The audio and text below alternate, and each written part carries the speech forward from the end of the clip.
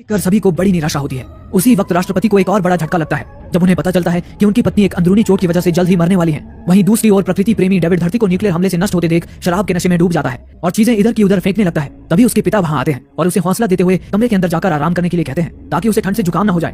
तभी जुकाम शब्द सुनते ही डेविड के दिमाग की जैसे बत्ती ही जल उठती है। वो तुरंत राष्ट्रपति और सारे सुरक्षा बलों को उस एलियन शिप के पास एकत्रित कर लेता है और उन्हें समझाता है कि उनके पास एलियंस को हराने का अभी एक रास्ता बचा है और वो रास्ता है डेविड द्वारा बनाया गया एक खास तरह का कंप्यूटर वायरस, जिसे अगर वो एलियन के ही सिग्नल के जरिए अंतरिक्ष में मौजूद उनके मदरशिप में डालने में कामयाब हो जाएं, तो इससे एलियंस के सारे शिप की अदृश्य ढाल 1 मिनट के लिए निष्क्रिय हो जाएगी, जिसके बाद वे लोग उनके शिप को अपनी मिसाइल से तबाह कर सकते हैं। ये सुनते ही सभी डेविड से पूछते हैं कि आखिर वो उस वायरस को भला एलियन के मदरशिप में कैसे डालेगा। इस पर डेविड एरिया 51 में मौजूद एलियन शिप की ओर इशारा करते हुए कहता है कि इसके लिए वे लोग इस एलियन शिप का इस्तेमाल करेंगे, लेकिन उसके लिए डेविड को किसी ऐसे पायलट की जरूरत होगी जो उस छोटे एलियन शिप को उड़ाकर डेविड को उस मदरशिप के अंदर ले जा सके। इसमें डेविड का साथ देने के लिए स्टीव आगे आता है और वे दोनों मिलकर इस प्लान को अंजाम देने की ठान लेते हैं। उसके बाद राष्ट्रपति सारे देशों के सुरक्षा बलों को भी उनके देश में मौजूद एलियन शिप पर हमला करने के लिए तैयार कर लेते हैं, पर अमेरिकी एयरफोर्स के पास अब भी पायलट्स की कमी होती है। इसलिए वे लोग उन आम लोगों को भी इस जंग में आने के लिए कहते हैं जिन्हें प्लेन उड़ाने का तजुर्बा था। ऐसे में सबसे आगे आता है रसल, जो एलियन से अपने अपहरण का बदला लेने के लिए उतावला हुआ जा रहा था। और इतना ही नहीं, उसके साथ इस जंग में खुद राष्ट्रपति भी शामिल हो जाते हैं, क्योंकि वो भी पूर्व एयरफोर्स पायलट रह चुके थे। ऐसे ही उनकी अमेरिकी एयरफोर्स की टीम तैयार हो जाती है। इस मिशन पर जाने से पहले स्टीव जैस्मिन से शादी कर लेता है और इसके साथ ही डेविड और कोनी की दूरियां भी अब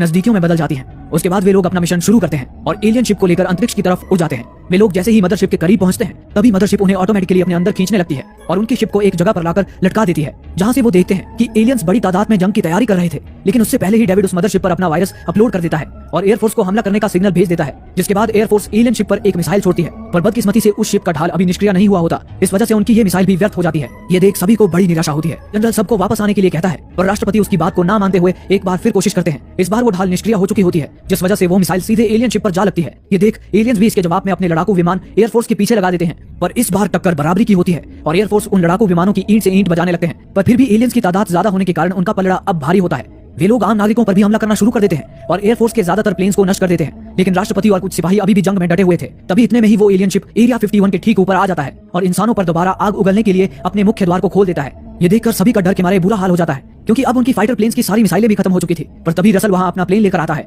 सबको रसल में एक उम्मीद दिखाई देती है। हालांकि जब रसल एलियन शिप पर अपनी मिसाइल दागने ही वाला होता है, तब ऐन मौके पर मिसाइल प्लेन में ही जाम हो जाती है। ये देख सबकी उम्मीदों पर पानी फिर जाता है। लेकिन रसल हार मानने वालों में से नहीं था। रसल जनरल को अपने बच्चों को बताने के लिए कहता है कि वो उनसे बहुत प्यार करता है और इतना कहकर रसल उस प्लेन को ले जाकर एलियन शिप की उस जगह पर जाकर टकराता है जहां से एलियन धरती पर हमला करते थे। इस तरह रसल खुद की आहुति देकर एलियन शिप के एक अहम